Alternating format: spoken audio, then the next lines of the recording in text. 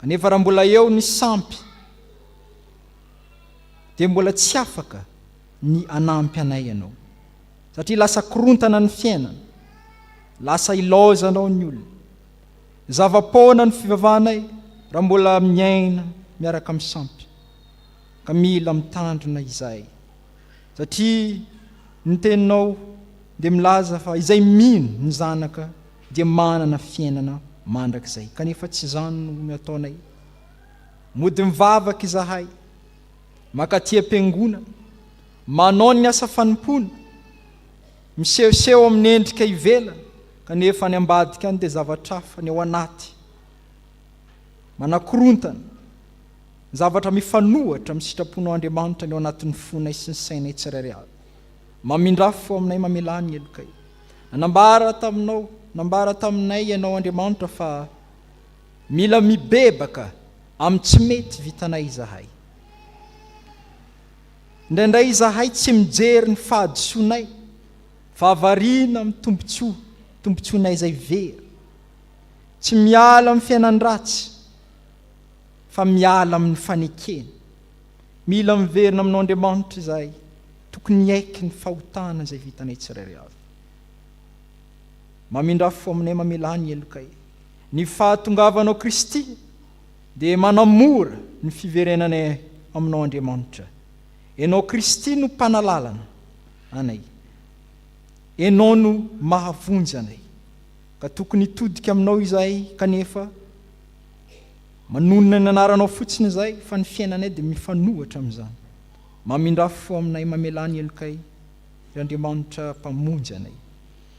Ankehitriny misy ireo izay mpanomponao izay na tsy ary nahazo fahasoavana taminao, tsy fitahina nomenao azy sy ny fianakaviana, dia midera sy mankalazanao izy. Ianao Andriamanitra ny mbola aneho ny fahasoavana sy ny fitahina amin'izy ireo, ary asehonao tokoa fa zanakao ary asa ny taninao izy ireo. Izay tsirairay avy ireo na mipetraka, na izay any manaraka amin'ny tambajotra serasera na nivela na eto Madagasikara, dia manana ny etaetanay tsirairay avy, kanefa mialohan'izany dia diovy ny fahotanay tsirairay mba handraisana fitahina, fifaliana sy fahasoavana avy aminao, satria ny fahotanao ny efitra mampisaraka anay aminao. Koa arotsay aminay ny fitahinao araka ny aben'ny famindramponao izay tsy lany amamina, kanefa esory izay efa resinao teo amin'ny azy fijaliana, ndatsahanao ny rano masina izay rehetra tsy ankasitrano, ao anatin'ny fiangonana, ao anatin'ny sampana, ny fiainany ratsy rehetra, dia raha vao izany, na any amin'ny toeram-piasana, na any amin'ny toerana le, na any am-pianarana, enao Jesosy Kristy efa nandresy ny zavatra rehetra, ka ianao no angatanay andrava izay rehetra tsy sitraka ao, anala ny fiainany jentilisa hiala ao anatin'ny fiainanay kristianina, mba tsy verimberina eo aminay intsony. Mivavaka izay ho an'ny firenenay, ianao Andriamanitra no mijery, ianao no nampitoetra anay amin'ity fireneny ity, koa didinay ny mangataka aminao, koa ankehitriny ary dia mivavaka aminao izay ny amin'ny firenena, ianao nanome fananao masina an'olon-tsaina mandrakariva ny tompona andraikitra isam-baratonga ny tsirairay avy, hatrany ambony indrindra ka hatraty ambany indrindra, hatramin'ny vahoaka rehetra. Mivavaka izahay ankehitriny ho an'ny mpitondra fivavahana, ianao Andriamanitra ny olo-tsaina ny fananao masina hitoetra amin'izy ireo hatrany, mba olona marina sy azo antoka eo anatrehanao, ary hitoerany fahamasinanao hatrany, ary ny fahasoavanao sy ny fitahinao arotsay amin'izy ireny tsirairay avy. Mivavaka izay ho an'ny fiangonana chapelle militaire ampahibe eto, izay misy anay izao, dia tarihan'ny mpitandrina 𝗔𝗟𝗔𝗛𝗬 izay tsy eto an-toerana. Ianao Andriamanitra no momba azy, ianao Andriamanitra no hijery azy, tantana azy namiditra na mivoaka ny trano sy ny ankohonany sy ny fianakaviany, ary ny misolo azy eto an-toerana miaraka amin'ny mpizahadra, ianao Andriamanitra koa ny toetra, ary ianao ny anome fahalalana sy fahaizana ary fitahiana sy fahasoavana hatrany amin'ny zavatra rehetra atao amin'ny fanompona. Amin'ny anaranao Jesosy Kristy Tompo. Amen.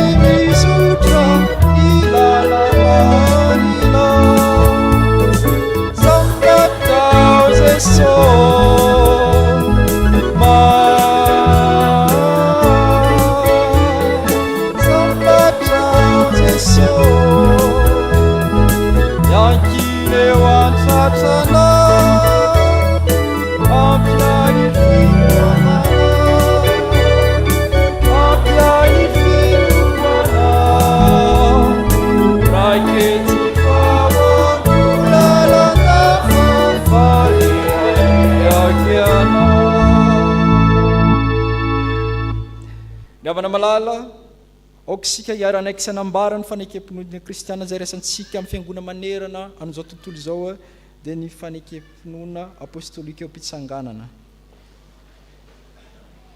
Isika rehetra miara manao hoe mino an'Andriamanitra ray tsy to mpanao ny lanitra sy ny tany aho, ary mino an' Jesosy Kristy zanan'lahy tokony atolotsika izay nitorotorona tamin'ny fanahy masina teraka Maria Virtsika, nijaly rano napaka amin'ny Pontius Pilato, nimbona tamin'ny hazo fijaliana, maty ka nalevina, nidina tany amin'ny fiainantsika, nitsangana tamin'ny maty tamin'ny andro fahatelo, niakatra ho any an-danitra, mipetraka eo ankavan'Andriamanitra ray tsy to, avy any ry ny tsara mivela sy ny maty, mino ny fanahy masina, fiangonana masina maneran'izao tontolo izao, ny fiangonan'ny olona masina, ny famelan-keloka, ny fitsanganany tena amin'ny maty, ary ny fiainana mandrakizay. Amen. Aoka hipetraka ny fiangonana.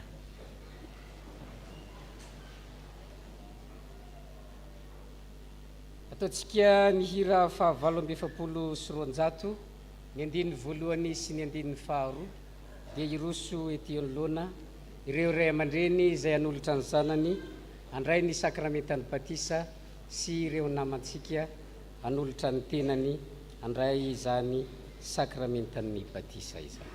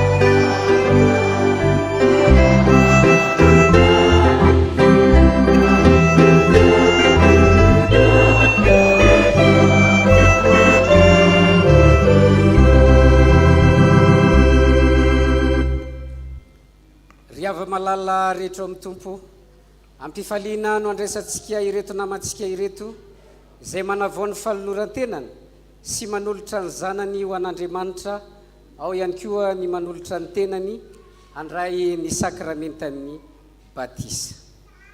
Eno iary ny teny soratra masina anorenan'ny fiangonana ny fanatanterahana ity sakramenta ity. Hoy ny Tompo: efa nomena ny fahefana rehetra ny an-danitra sy ety an-tany. Koa mandehana ianareo dia atao mpianatra ny firenena rehetra, manao batisa azy ho amin'ny anaran'ny Ray sy ny Zanaka ary fanahy masina, sady mampianatra azy hitandrina izay rehetra nandidiko anareo. Ary indro izaho momba anareo mandrakariva ambara-pahatonga ny fahataperan'izao tontolo izao. Ary ahoriko ny fanekeko ho amiko soa aminao mba amin'ny taranaka mandimby anao, hatramin'ny taranaka fara-mandimby ho fanekena mandrakizay, mba ho Andriamanitra aho sy ny taranakao mandimby anao aho. Fa ianareo rehetra dia zanak'Andriamanitra amin'ny finoana Kristy Jesosy.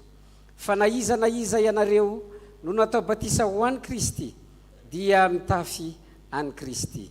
Tsy misy intsony na jiosy na grika, na andevo na tsy andevo, na lahy na vavy, fa iray ihany ianareo rehetra ao amin'ny Kristy Jesosy. Noho izany, misy fanekena ataonao izay manolotra ny tenany handray izany sakramentany batisa izany eto anatrehan'Andriamanitra sy ny fiangonana, ka mangataka anareo zahay hamaly izao fanontaniana izao. Ekenareo va fa Jesosy Kristy no tompo sy Andriamanitra ary mpamonjy anareo. Ekenao va ny anompan'Andriamanitra atao amin'ny fiangonana miaraka amin'ny namanao araka ny fanambaran'ny tenin'Andriamanitra. Irinao sy kendrenao ary omananao va ny hompandray ny fanasan'ny tompo.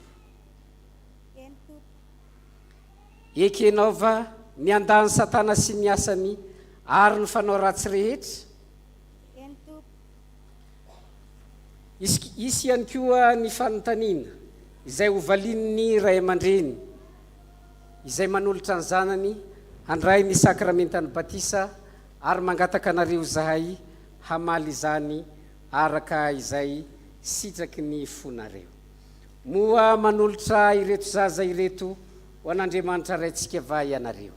Eny tompoko. Ekenareo va ny joro na amin'ny teny na amin'ny asa ho mpanompon'Andriamanitra mahatoky mba hahatonga anareo fianarana ho an'ireto zaza ireto amin'ny androm-piainanareo rehetra. Eny tompoko.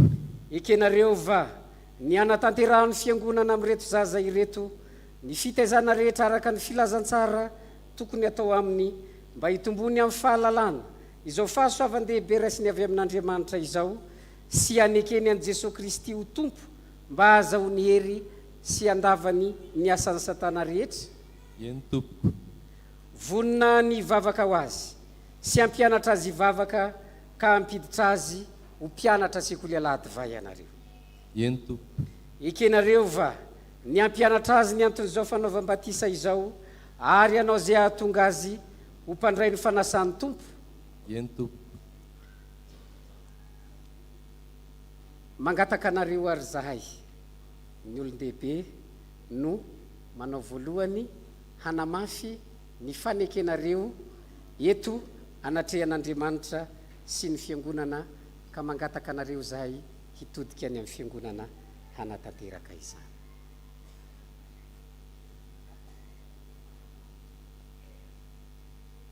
Eto anatrehan'Andriamanitra sy ny fiangonana manaiky aho fa i Jesosy Kristy tompo. Jesosy Kristy ny tompo sy ny Andriamanitra. Ekeko ny hanoko azy eo amin'ny fiangonana miaraka amin'ny namako araka ny fanatevin'Andriamanitra. Ekeko ny andany Satana sy ny asany ary fady ny asa rehetra. Ekeko iroso mba ho tonga mpandray fanasan'ny tompo ny herin'ny Andriamanitra no iakinako mba ho tanteraka izany. Amen. Manolotra ny zanakay ho an'Andriamanitra raintsika izahay. Ekenay ny joro na amin'ny teny na amin'ny asa ho mpanompon'Andriamanitra mahatoky mba hahatonga anay ho fianaran'ny zanakay amin'ny androm-piainanay rehetra. Ekenay ny anatrehan'ny fiangonana amin'ny zanakay ny fitiavana rehetra araka ny filazantsara tokony atao aminy mba hitombony amin'ny fahalalana izao fahasoavan-dehibe raisiny avy amin'Andriamanitra izao sy anekeny an' Jesosy ho tompo mba ahazoany hery andavany ny asan'ny Satana rehetra. Vonina ny vavaka ho azy sy ampianatra azy ivavaka ary ka ampiditra azy ho mpianatra sekoly alahady izahay. Ekenay ny ampianatra azy ny anton'izao fanaovam-batisa izao ary ezahanay ny taona azy ho mpandray fanasan'ny tompo. Ny herin'Andriamanitra no iankinanay ahatanteranay izany. Amen.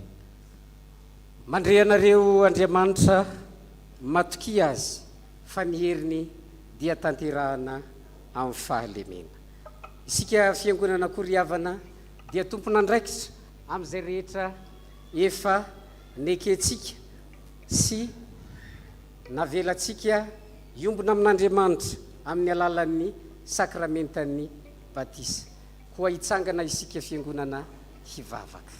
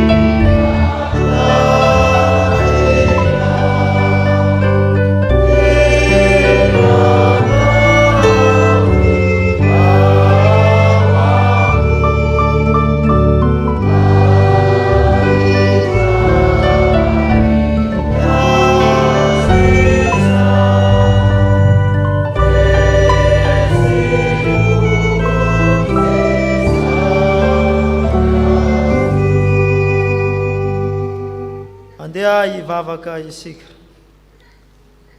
Andriamanitra ray tsy toa, ty dia tianay tokoa ianao, ary ny fitiavanao dia melo mandrakariva ny fitiavanay ianao.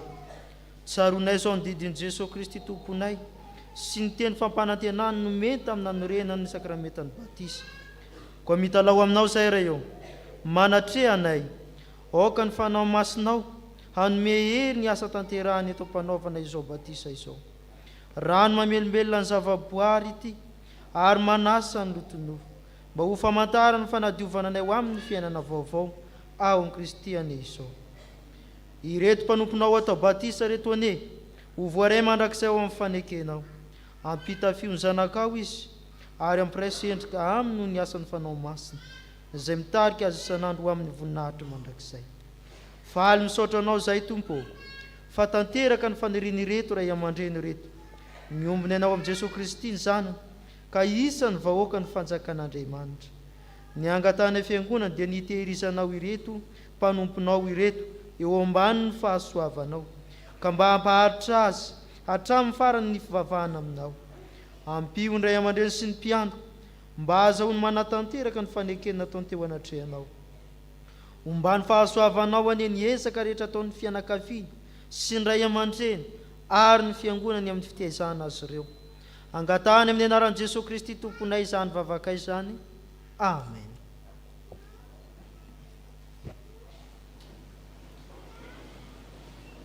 Andrianantenaina Jesy.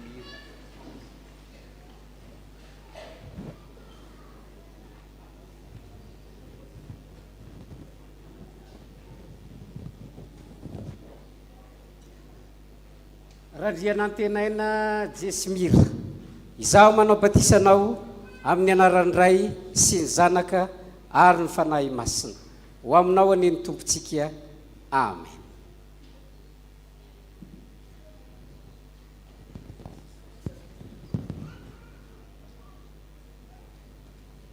Ranomenjanahary Oliviana.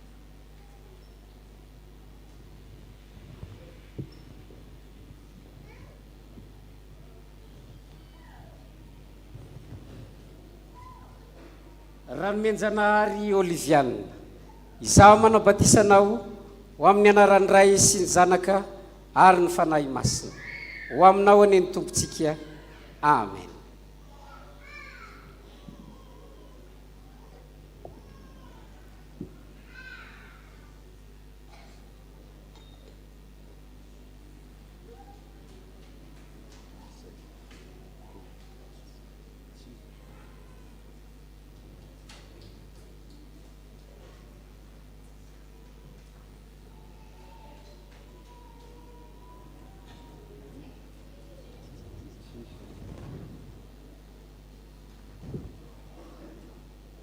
Hoy ny Tompo, aza matahotra fa efa nanavitra anao aho, efa niantso ny anaranao aho, ahy ianao.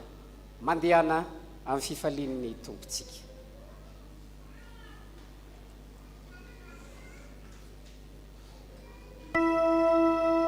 Ataontsika ny hira faharaiky amby 370 ao anatin'izany no anatanterantsika ny rakim-pahasoavana. Amen.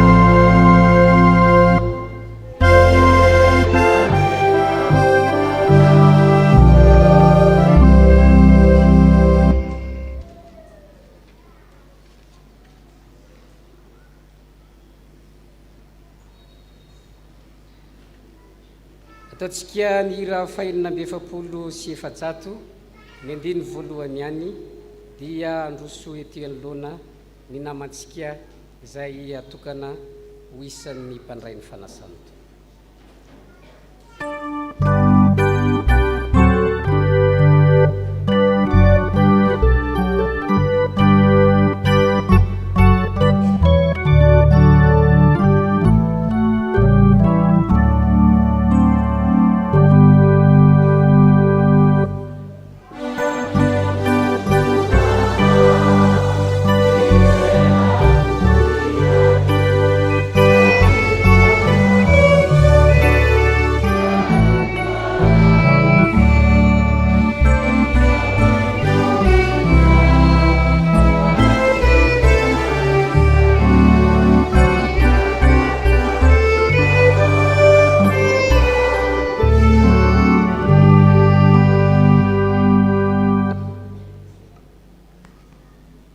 Riava malala rehetra ao amin'ny tompo noho ny fahasoavan'Andriamanitra sy ny fitondran'ny fiangonana dia fifaliana ho antsika anio ny andray izao namantsika izao ho isan'ny olombonjena anampin'ny tompo isan'andro ho isan'ny fiangonana. Vavolombelon'ny faneken'ny olona rehetra izay neken'ny fiangonana ho isan'ny mpandray fanasan'ny tompo isika ary miombona amin'ny fahatsiarovana hanavao ndraiky ny efa niantsona sy nandraisana antsika tsiraray avy ka nanaovantsika ilay fanekena tsara teo mason'ny fiangonana. Aokary isika fiangonana hampiray ny fotsika sy ny fivavahantsika amin'ny fandraisana izao avantsika izao mba ho isan'ny tenan'i Kristy ka iombona amin'ny fanasana masina. Efa nampianarana ny fotom-pinoana kristianina araka ny soratra masina izy ary efa nahatanteraka ny fanekena teo amin'ny batisa. Hitsangana ny fiangonana hivavaka.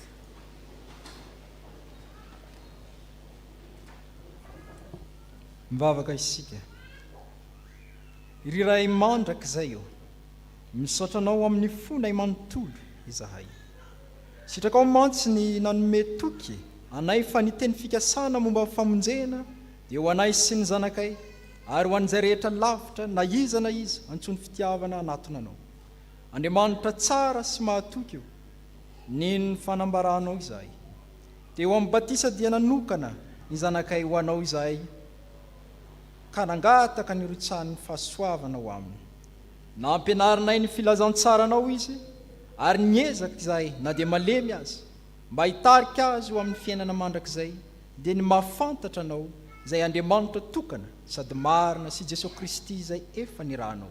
Ary ankehitriny rehefa nandre ny antsonao izy ka afaka hifidan-kahalalana ny lalana izora dia indro tonga eto anatrehanao mba hanambara ny finoana. Ry Tompo, mba henore ny vavaka rehefa miakatra eo aminao ho azy ireo. Raisy koa izahay rehetra anio amin'ny firaisana masina aminao. Amin'ny anaran'i Jesosy Kristy zanakao mpamonjy anay no angatanay izany ho azany ary ho anao ray any an-danitra sy ho an'ny fanahy masina ny dera sy ny laza ary ny voninahitra mandrakizay. Amen. Petraka ny fiangonana. Hoy ny soratra masina. Hoy Jesosy Tompo. Izaho ny mpiandry tsara. Ny mpiandry tsara manolotra ny ainy hamonjy ny ondry. Raha misy olona ta hanaraka ahy, aoka izy andany tenany sy hitondra ny azo fijaliany ka hanaraka ahy. Fa na iza ny ta hamonjy ny ainy dia havery azy. Ary na iza no havery ny ainy noho ny amiko dia hahazo izany. Fa inona mono sy ho azon'ny olona raha mahazo zao tontolo zao kanefa very ny ainy? Ary inona no omen'ny olona ho takalony ainy? Fa na iza no hanao ny sitrapony raiko izay any an-danitra dia izy ny rahalaviko sy anabaviko ary reniko. Ary amin'izany nazovy no anaiky ahy eo anatrehan'ny olona dia ekeko kosa izy eo anatrehan'ny raiko izay any an-danitra. Nazovy no andà eo anatrehan'ny olona dia ho laviko kosa izy eo anatrehan'ny raiko izay any an-danitra. Mangataka anao ary izahay ry hava malala mba hamaly ny fanekena izay ilain'ny fiangonana amin'izay rehetra teo isany. Ianaova mino an'Andriamanitra pahary atsika sady raintsika ny an-danitra izay tia atsika ka nanome an' Jesosy Kristy zanany lahatokana izay maty sy nitsangana tamin'ny maty ho famonjena atsika. Mino aho. Mino an' Jesosy Kristy zanany izay manome famelan-keloka sy fiainana mandrakizay ho an'ny mpanota rehetra mibebaka ka manaiky azy ho tompo sy mpamonjy va ianao. Mino sy manaiky aho. Moa ianao va manaiky ho an'ny tenanao ny fanekeny batisa izay nandraisanao ny fanomezana ny fanahy masina mba hizoranao amin'ny lalan'ny fiainana kristianina ka ho tia an'Andriamanitra sy ankatony sitrapony ary ahatsiaro fa ny vavaka sy ny famakiana ny baiboly ary ny famonjena ny fanompompofavahana sy ny fanasana masina no adidy sady tombotsoany mino. Manaiky ny hotisy ankatoa aho.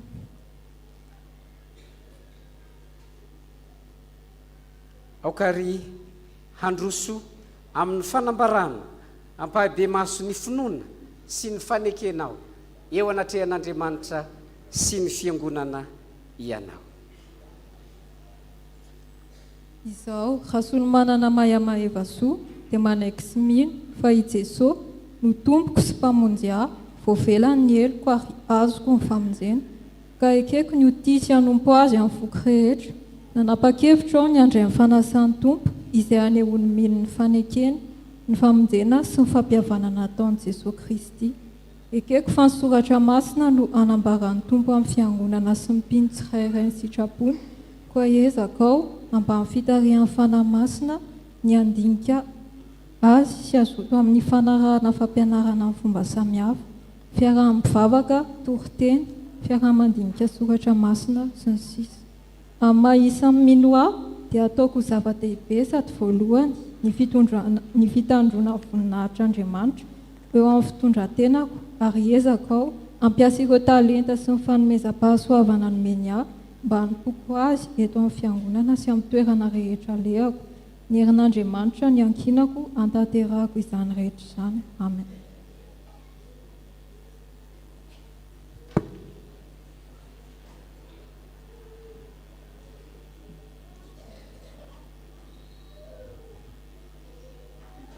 Rasolo manana maya maeva soa noho izany fanekena nataonao teo izany dia amin'ny anaran'ny Ray sy ny Zanaka ary fanahy masina no hitsofanay rano sy andraisanay anao isan'ny momba ny tenan'i Kristy ka hanasanay anao handray anjara miaraka aminay amin'ny fanasan'ny tompo ary Andriamanitra raitsi-to izay efa niantso anao hiala amin'ny maizina ho amin'ny fahazavany mahagaga no hatanteraka sy ampiorina ary ampitoetra anao. Amen. Mahereza sy mahatanjaha ny tompo momba anao. Amen.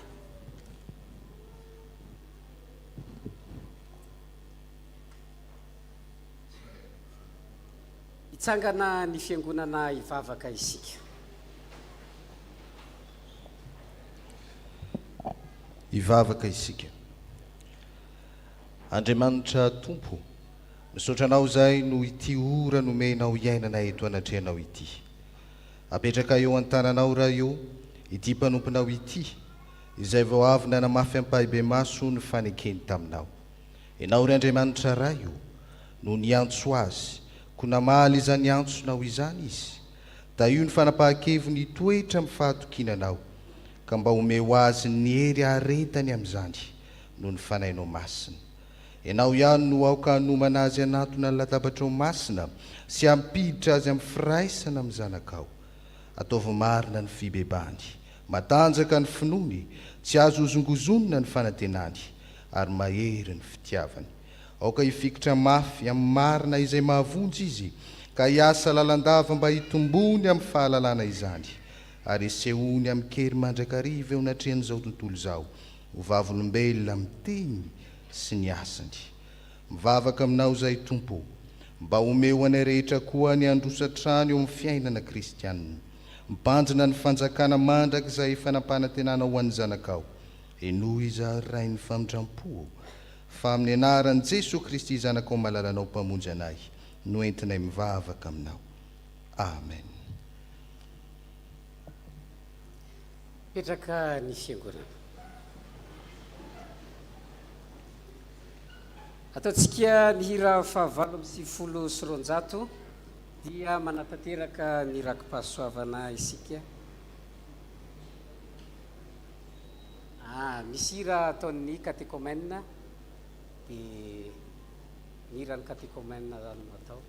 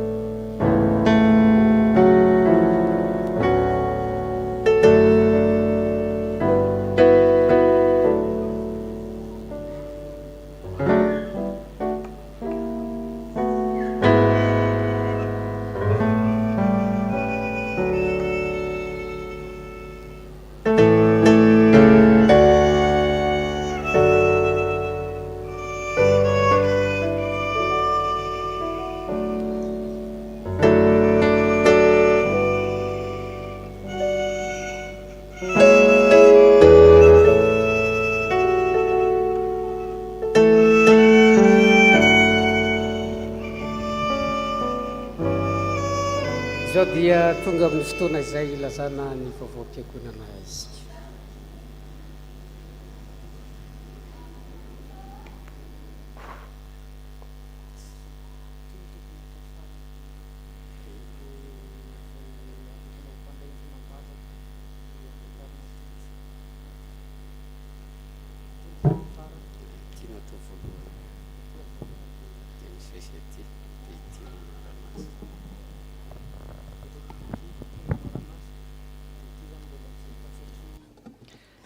dia ho ampitombona ao aminareo rehetra ny ry havana ny fahasoavana sy ny fiadanana avy amin'Andriamanitra raintsika sy Jesosy Kristy Tompo. Amen. Toy izao indray ny vaovao ray izao marain'izao.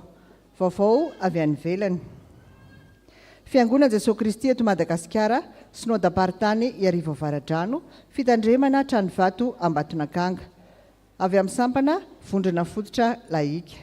Fanasana ao anatin'ny fankalazana an'Andriamanitra noho ny 5 taona ny sampana vondrona fototra laika, ny mpitandrina amin'ny vady, ny filoha, ny birao ary ny mpikambana laika dia afaly manasanao amin'ny famelabelan-kevitra momba ny fitariana ho amin'ny fanovana. Izany dia ho tanterahana ao amin'ny 𝗔𝗟𝗔𝗛𝗬 trano vato Ambatonakanga ny alahady 17 Martsa manomboka amin'ny 2 ora sasany tolakandro. Ifandrimbona ao anatin'izany ny mpitandrina Dr. Raneviny Arivo Tsinalsoa, Andrematoa Michel Tolitra ary Ramatoa Radavidrason Patricia. Fiangonana Jesosy Kristy eto Madagasikara, synodam-paritany arivo avaradrano, fitandremana trano vato Anjanahary Martiora sampana Dorcas. Fiderana fiaraha-mivavaka ho an'ny mpitandrina sy ny sampana Dorcas chapelle militaire Ampaibe. Ry havana ho aminareo any fahasoavan'i Jesosy Kristy Tompo noho ny androm-bokatry ny sampana Dorcas trano vato Anjanahary Martiora ny alahady 2 aprily 2024 avy izao dia afaly manasanareo izahay anotrina anay amin'ny Antsakira izay ho tanterahana ny tolakandron'ny alahady 2 avrily manomboka amin'ny 2 ora sasany. Izany dia fiderana miavaka ary andraisanareo anjara hira 2 izay arahany 5 rindra sy fanamiana mitovy raha sitrakareo. Misaotra anareo sahady amin'ny fiarah-miasa. Maneho ny firarian-tsoa anareo ary manao velomanareo amin'ny anaran'ny Tompo. Manao sony ny mpitandrina sy ny filohan'ny sampana Dorcas. Fiangonana Jesosy Kristy eto Madagasikara, synodam-paritany arivo avaradrano, aumônerie synodam-paritany. Miorena tsara aza miova. Korinthiana faharoa toko 5 ny andiny 7:50. Ho an'ny mpitandrina sy ny fitandremana chapelle militaire Ampaibe. Ny antony tolo-tanana. Ry havana ho ampitombona aminareo any fahasoavana sy ny fiadanana avy amin'Andriamanitra ray sy Jesosy Kristy Tompo. Amen. Ho tanterahana ny alarobia 17 Martsa ho avy izao ny fitokanana ny chapelle ny aumônerie synodam-paritany iarivo avaradrano. Koa manentana antsika hitondra-bavaka izany fotoana izany sy anotrina ihany koa. Noho izany dia misy ireo fandaniana hoety manana amin'izany izay mbola tsy ampy eo am-pelantanana komity mpanatanteraka izay mitentina 1 million d'ariary. Koa natao izao taratasy izao iantsona ireo malala-tanana sy tia manao asa soa hanohana ara-bola hoentina manatanteraka io fotoan-dehibe io so amin'ny fandraisam-bahiny samihafa. Manao sony izany ny aumônier Razanakiniaina mpitandrina Razanakiniaina Violette. Avy amin'ny mpitandrina sy ny birao ny fiangonana. Isaoran'Andriamanitra fa totosa soma tsara ny fiofanan'ny diakona sy loholona ny raisan'ny chapelle militaire 10 natao tany arivon'ny mamo. Isaorana ireo ray aman-dreny mpitandrina sy ny vadiny avy tamin'ny fahatotosana ny fiofanana sy ny fandaminana rehetra. Isaorana ihany koa isika diakona sy loholona izay tonga nanatrika izany. Ny fianarakiran'ny diakona sy loholona ho amin'ny Enarimasina dia mitoya isaky ny alahady maraina amin'ny 7 ora. Koa manentana antsika ny amin'izany. Ny fivoriana fanao isam-bolan'ny biraon'ny fiangonana sy ny mpihevitra dia toy izao ny fandaminana mahakasika izany. Ho an'ny biraon'ny fiangonana dia ho tanterahana ny zoma 20 Martsa amin'ny 9 ora hariva. Ho an'ny biraon'ny fiangonana iarahana amin'ny mpihevitra kosa dia ho tanterahana ny alahady 14 Martsa manomboka amin'ny 7 ora sasany maraina. Ilazana ihany koa isika fiangonana manontolo fa efa misy ny boky voatsinampy faharoa, boky fandaliana-pinoana izy io izay nosoratany mpitandrina révérend docteur 𝗔𝗟𝗔𝗛𝗬 afaka manantony sika ao amin'ny birao mpitandrina ary amidy zany amin'ny vidiny 10,000 ariary. Vaovao avy amin'ny sampana sekoly-alahady miverina ny ratsana-tanketsa ny hariva amin'ny 3 ora tolakandro. Io ihany koa ny fotoana voalohany eona ny ratsana-tanketsa amin'ny mpitandrina. Mbola mitohy hatrany ny famerenan-kira ho an'ny ratsana-tanketsa ho fanomanana ny herinandro masina ny alarobia 20 martsa amin'ny 2 ora sasany tolakandro hatramin'ny 3 ora sasany, ny sabotsy 13 martsa amin'ny 7 ora maraina hatramin'ny 12 ora. Avy amin'ny sampatia nisaotra an'Andriamanitra lehibe fa totosa somatsara ny seho kanto sy rindran-kira ny arahana tamin'ny atongom-pira ampifity no tanterahana ny alahady 4 martsa lasa teo teto amin'ny chapelle militaire à Paibe, izany dia ny arahana tamin'ny vondrona mpanazava. Etona dia maneho fisaorana sy fankasitrahana antsika rehetra tsy akanavaka izahay tamin'ny fanotronana sy fanohanana ary fanampiana rehetra izay nataonareo ho fanohanana ny vondrona tamin'izany ka nahazahoana ny lelavola mitentina 1,113,700 ariary izay hoentina anohanana ny sampana amin'ny asa fanompoana. Andriamanitra manakare-pahasoavana ny amaly fitianareo rehetra ary ny voninahitra ho azy irery ihany. Avy amin'ny estike totosa somatsara ny fampiarabarana tratry ny taonan'ny sampana koa isaoran'Andriamanitra ary indrindra isaorana koa isika rehetra izay nanohana tamin'izany. Isaorana ihany koa ny mpikambana rehetra. Isy ny fambolekazo izay ho totosain'ny sampana ny sabotsy 13 martsa ho avy izao izay anasanantsika fiangonana manontolo ka izay soratra anarana dia manantona amin'ny birao sampana na mandefa afatra miafina ao amin'ny pejy Facebook an'ny sampana. Makasitraka antsika rehetra. Avy amin'ny sampanasa AFF. Mampitombona aminareo ny fahasoavana sy ny fiadanana amin'ny fahalalana tsara an'Andriamanitra sy Jesosy Kristy tompontsika. Isaorana ny tompo fa totosa somatsara ny tafika masina izay notanterahan'izy ireo teny ambony me. Ny isa 720 ireo mpiantafika izay notarihan'ny mpitandrina Andriambovonjy Tahina. 770 ny tokantrano voatsidika ary olona 509 no nandre ny filazantsara. Anio hariva kosa manomboka amin'ny 3 ora ny fampianarana mahakasika ny kristianina sy ny teknôlôjia iarahana amin'ny mpitandrina 𝗔𝗟𝗔𝗛𝗬 izany dia ho tanterahana ao amin'ny akany Somiampita ary anasana antsika fiangonana manontolo. Anio hariva ihany koa ry ny fampianarana io no anatanteraka ny fifidianana ny birao izay andrafitra ny sampanasa asa fitokiana filazantsara amin'ity taom-piasana vaovao ity. Avy amin'ny sampana Dorcas miverina ny sampana Dorcas anio hariva amin'ny 2 ora sasany.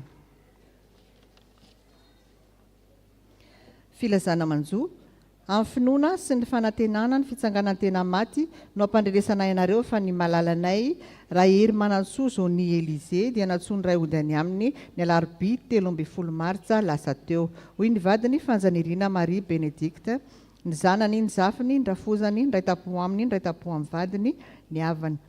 Nofiny dia nentina teto amin'ny fiangonana chapelle militaire Paibe omaly mialohan'ny nametrahana azy teny amin'ny fasandrazany teny manampisoa fiaferana. Na dia levina aza ny nofoko sy ny foko dia mbola vato lampy ny foko sy anjarako mandrakizay Andriamanitra. Salamo 770 ny andininy 420. Fianakaviana dia nanolotra fararakitra ho fanohizana ny asan'ny fiangonana. Rakim-pisaorana misaotra an'Andriamanitra izahay tamin'ny fahasoavana sy fitahiana maro nomeny anay. Manolotra rakim-pisaorana ho an'ny fiangonana sy ny mpitandrina rehetra eto amin'ny chapelle militaire Paibe. Voninahitra ho an'Andriamanitra irery ihany. Mangataka ny hira fanampiny 770. Dia toy izay indray ry havana vaovao iray ny voninahitra ho an'Andriamanitra irery ihany. Anjara fitenenana ny sampana Dorcas sy ny sampana vondrona fototra laika.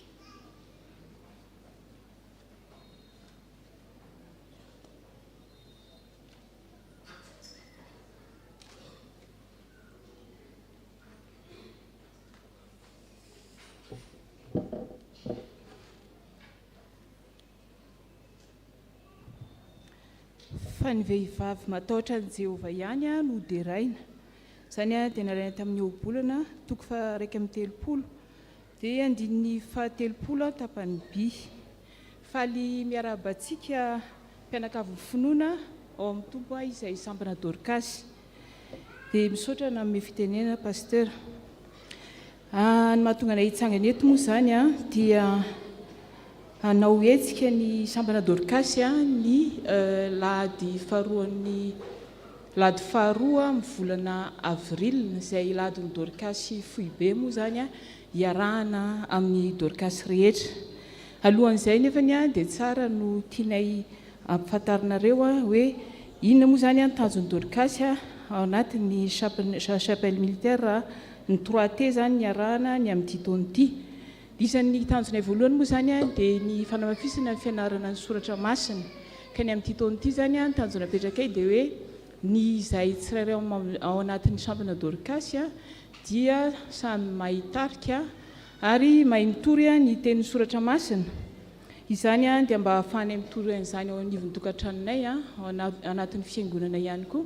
Dia eo ihany koa ny tafika masina izay hiatrehanay ahafahanay manatanteraka an'izany. Faharoa manarakaraka an'izany dia ny fiombonanay ao anatin'ny sampana, fiombonanay amin'ny ara-po, fiombonanay ara-panahy. Izay ataonay zany anehoanay an'izany dia amin'ny alalan'ny hetsika izay ataonay ao loatra hoe ny andron'ny fankalazana ny valo marsa ohatra, ao ihany koa ny fetiny reny dia ao anatin'izay andron'ny sampana dorcas foibe ihany koa dia mandray anjara izay mavitrika amin'izay ataon'ny sampana dorcas foibe. Fahatelo izany tanjona ihany koa zany dia miaraka mitaiza amin'ny pasteur izay ny fiangonana ka isan'ny zavatra ataonay ohatra zany dia ny mikarakara ny batisa faobe sy ny mikarakara ny mariazy miara-mizotra. Dia ao anatin'izay hetsika ao anatin'izay tanjona izay zany ny ahafahanay manatanteraka an'izany ty hetsika izay ataonay amin'ny lahady faharoan'ny volana avril zany izay lahady moa izy io ataonay foana isa-taona ka anaovanay varotra fampiratiana confiture ny tena fataonay zany io dia efa fahaiza manao efa ataon'ny dorcas amin'izao fotoana izao. Ary entinay anahoana ihany koa ny fampianarana izay azonay zany amina resaka transformation na fruits et légumes. Dia mety ohatra hoe misy pâte de fruits, fruits secs, dia misy ihany koa ny sirop de fruits, dia misy ihany koa ny légumes saumure. Ankoatran'izay dia misy ny panier garni zany izay ataonay ihany koa. Ankoatran'izay dia ny sampana dorcas izay ao dia samy manana ny fanomezam-pahasoavana ny men'Andriamanitra anay dia izay ihany koa zany no haranty mandritra ny fotoana io.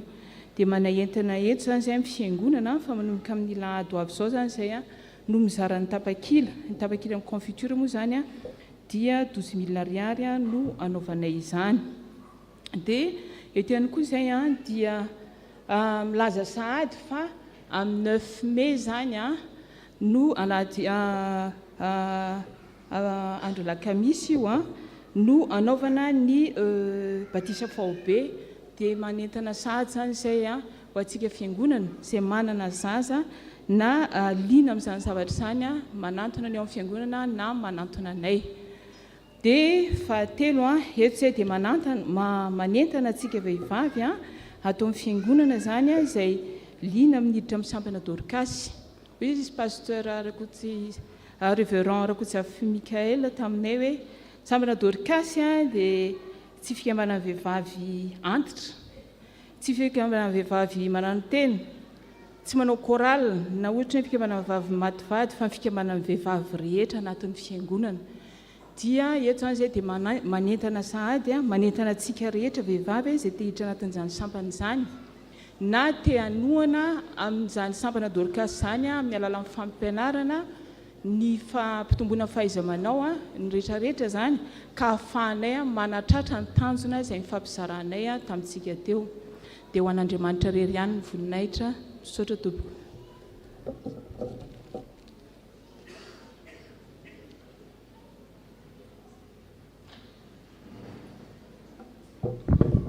Lehibe ny asan'i Jehova ka adiny izay rehetra makasitraka azy.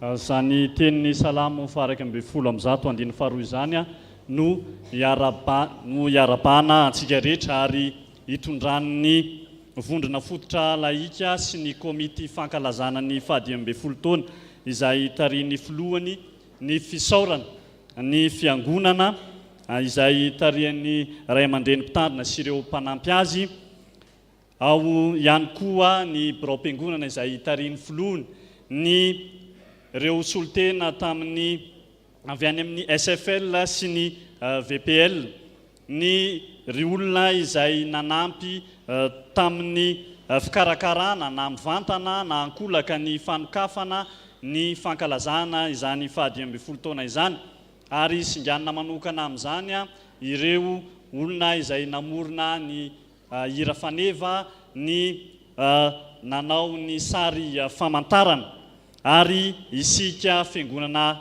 rehetra ampitiavana sy ampifaliana ihany koa no anaovana tatitra fohifohy amintsika ny amin'ny zavatra vita tamin'izay fanomboana ny fankalazana izay 700 ny valopy izay natonta mba azona vola hoentina mihetsika 270 amin'ireo no niverina ka nahazona lelavola 700 sy 7 alina sy 3 hetsy sy iray tapitrisa ny mofo mamy sy masirana midy tamin'ny heriny anio kosa dia nahazona vola 200 sy 7 sy 4 alina sy 2 hetsy ary ny fandaharana izay nozarana teny amintsika dia nahazona 9 sy 7 alina sy 2 hetsy ny vola eo ampelantanana ny komity fankalazana amin'izao fotoana izao dia mitotaly 900 sy 3 sy 5 alina sy 2 tapitrisa ny farany dia ny fanetanana antsika rehetra amin'ny famerenana ny valopy satria mbola misy 700 eo zany no any ampelantanantsika any ary ihany koa ny fanohanana ny etsiky ny vondrona fototra laika indrindra amin'ity fankalazana ny fahadimy amby folo ny taona ny orenany ity dia ho an'Andriamanitra irery anie ny voninahitra. Sorry tompoko.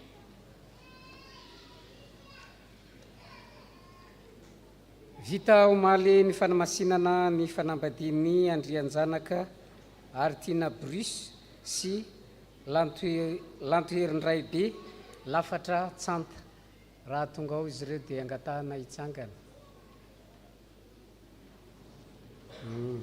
sy tonga eo fa mixte moa le mariazy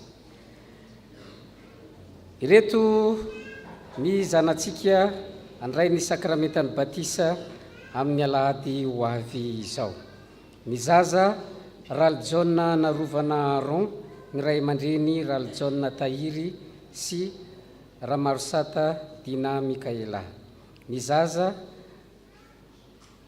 𝗔𝗟𝗔𝗛𝗛 mijoro Tiago ny ray aman-dreny 𝗔𝗟𝗔𝗛𝗛 Prince sy Raoliarsoa Irene misy namantsika izay atokana ho isan'ny mpandray fanasan'ny tompo ihany koa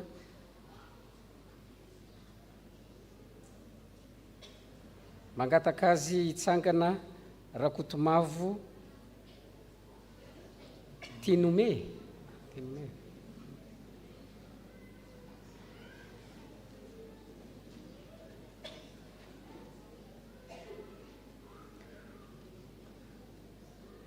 atokana ho isan'ny mpandray fanasan'ny tompo izy amin'ny alahady ho avy izao ivavaka isika.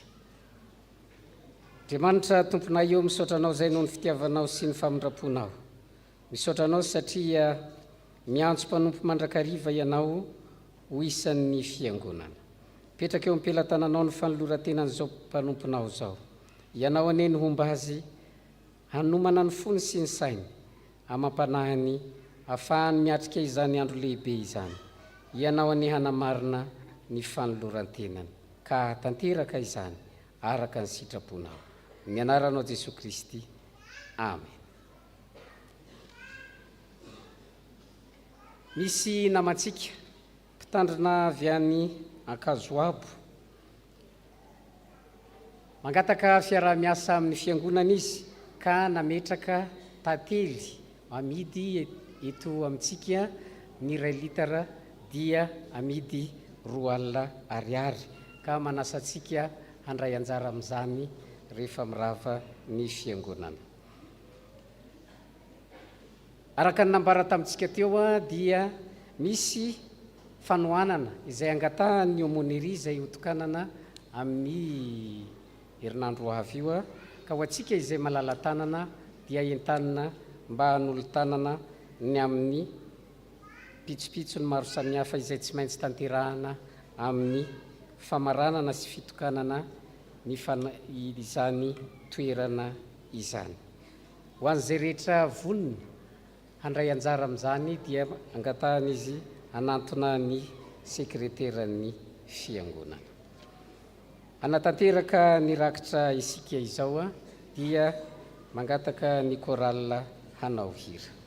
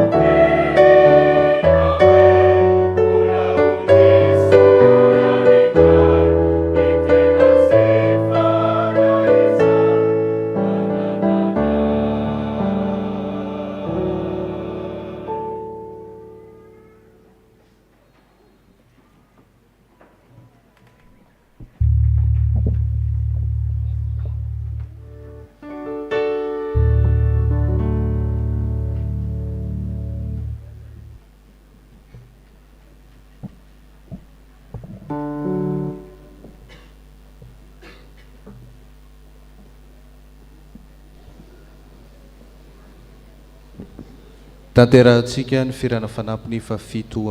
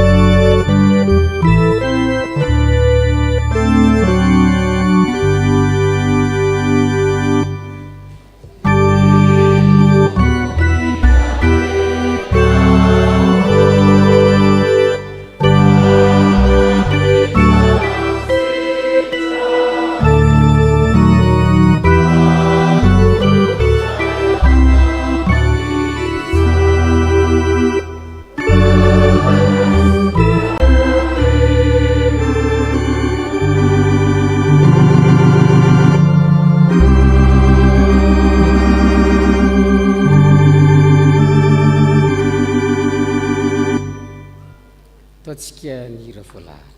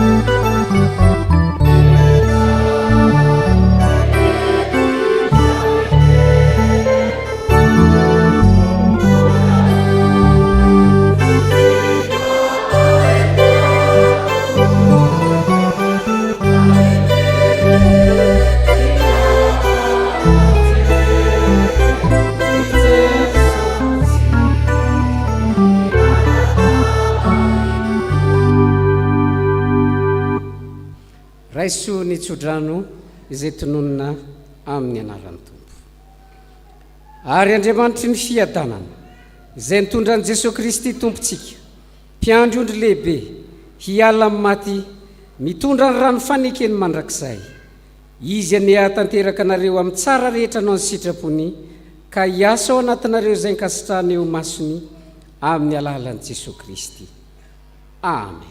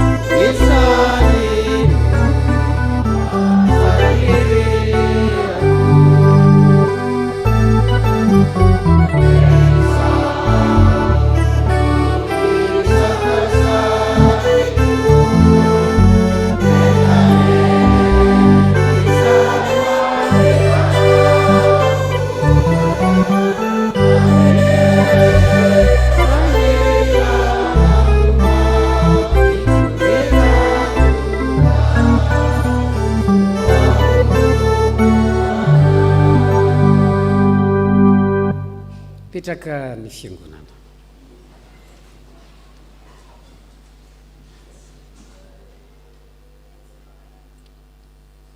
Ho an'Andriamanitra irery ny voninahitra amin'ny anaran'ny Ray sy ny Zanaka ary ny fanahy masina. Amen.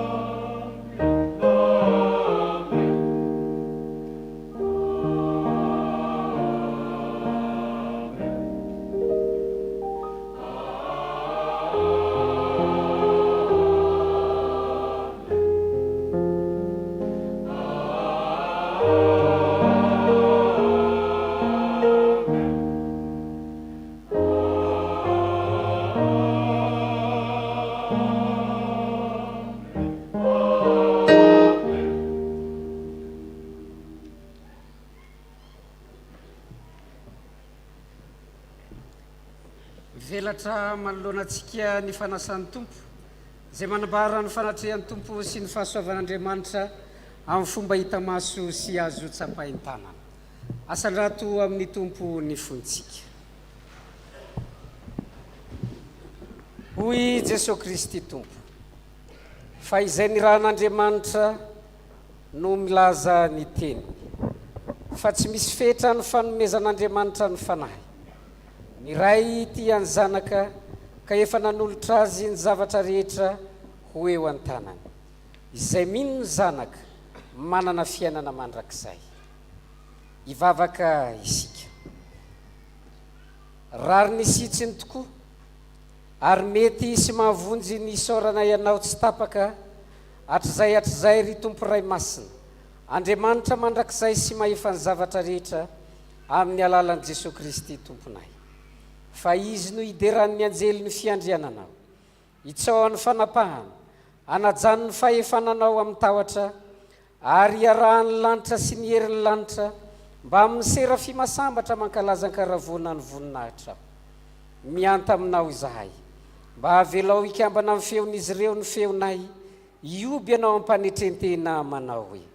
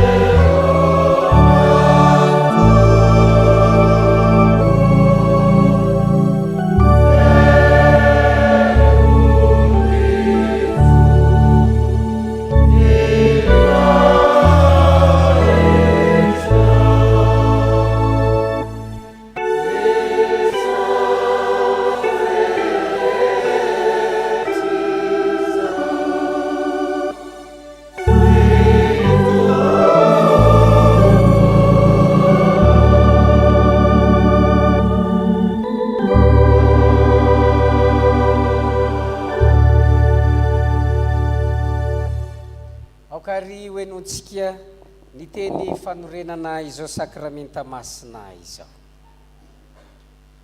Fa Jesosy tompo tamin'ny alina izay namadihany azy dia nandray ny mofo, ary efa nisaotra ho izy ka nivakiny ka ho izy, ray santiny tena koa izay omena ho anareo, izao no atao fahatsarovana.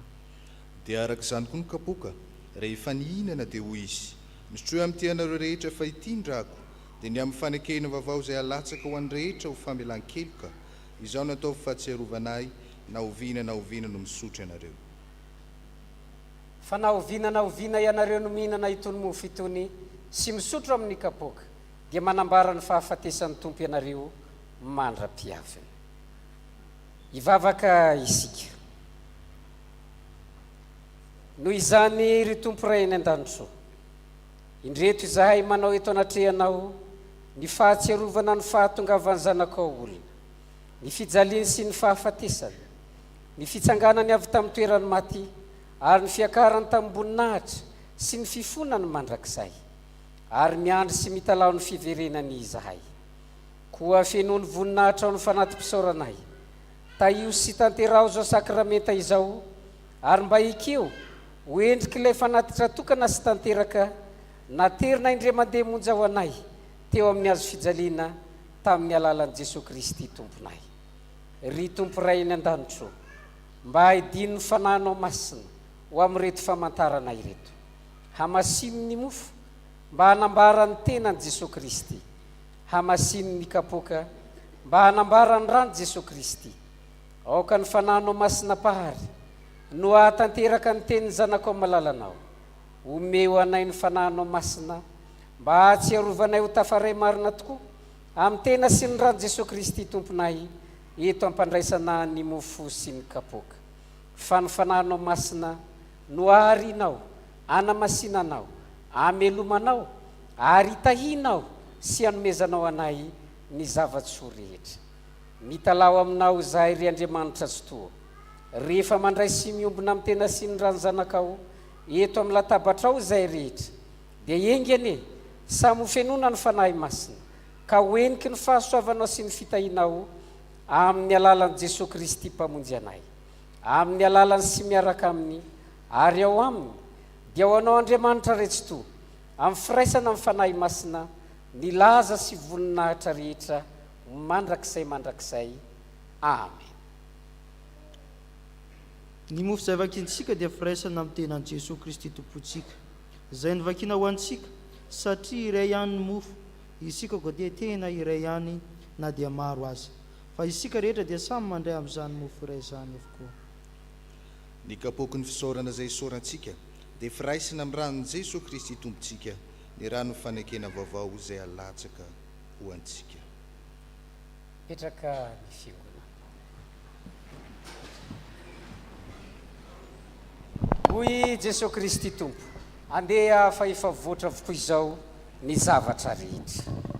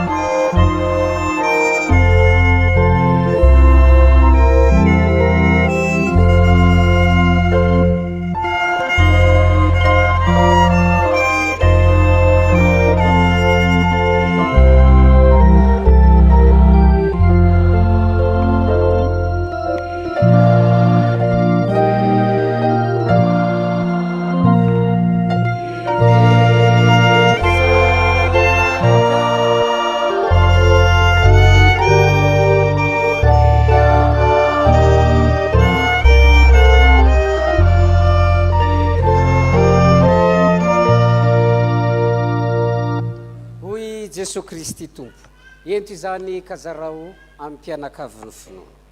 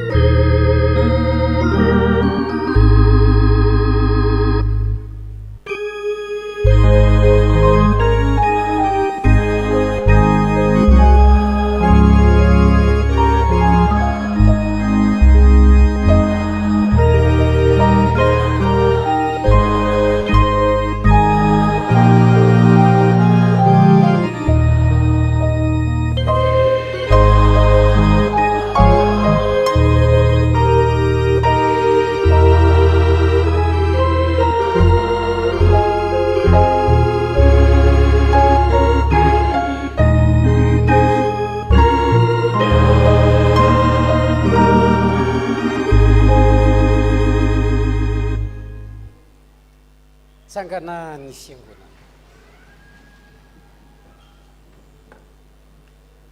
Aokary isika hiara-iombona amin'ilay vavaka fanetrentena manao hoe Tompo tsy mendrika ny atao hoe zanakao, Tompo tsy mendrika ny tiranao ambany tafitrano, Tompo tsy mendrika ny tsimpona zotso ny latsaka amin'ny tapatrao kanefa ho ianao zay manantsy.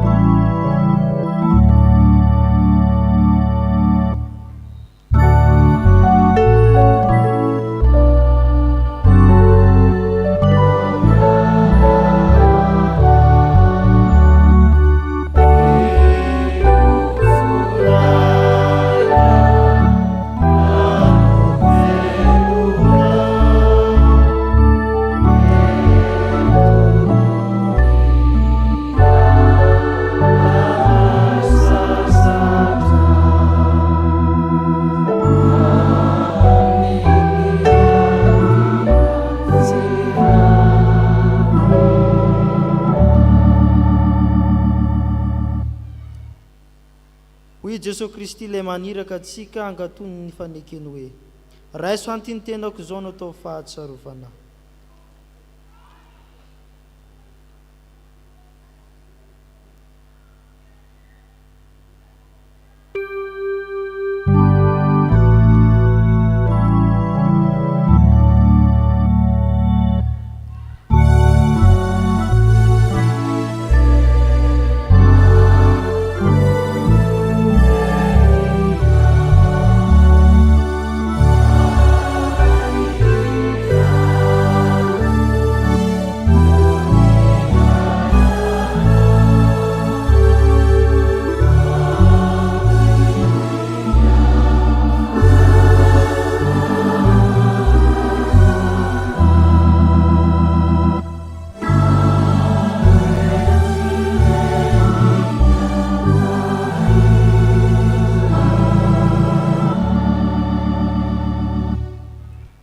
Jesosy Kristy ilay mitaona antsika hibebaka hoe sotronareo rehetra ity fahitindrako dia ny amin'ny fanekena vaovao izay alatsaka ho an'ny maro famelan-keloka izao no atao fahatsiarovana na oviana no misotro ianareo.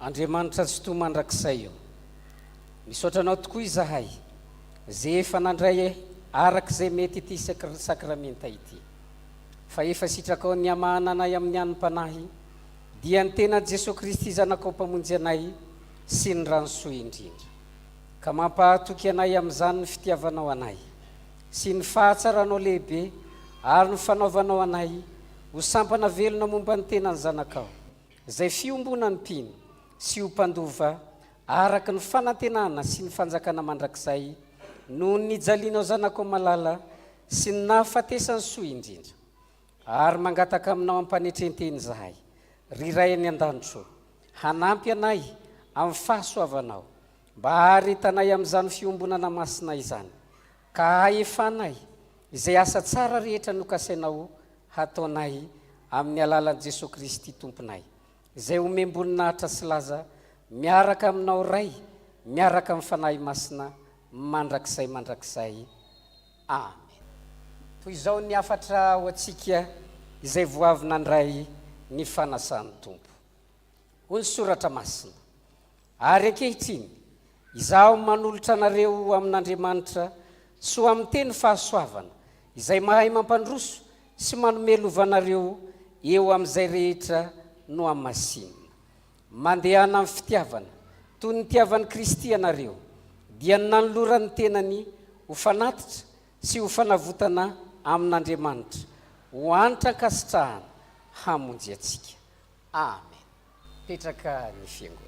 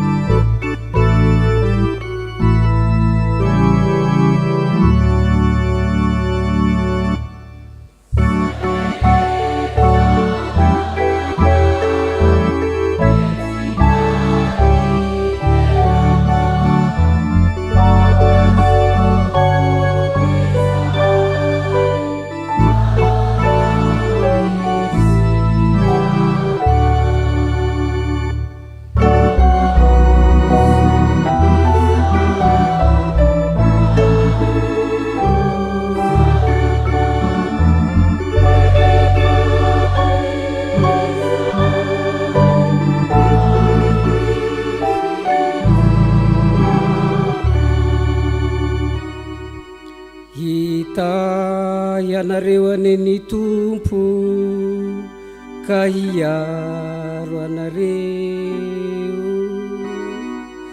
ampamirapiratra ny tavany aminareo aneny tompo ka hiantra anareo anandratra ny tavany aminareo aneny tompo ka hanome anareo fiadanana.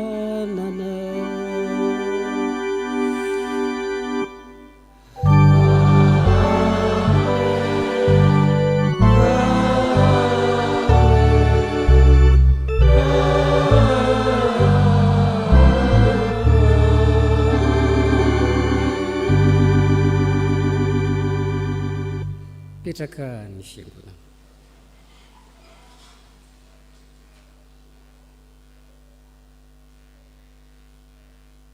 Man'Andriamanitra irery ny voninahitra amin'ny anaran'ny Ray sy ny Zanaka ary ny fanahy masina. Amen.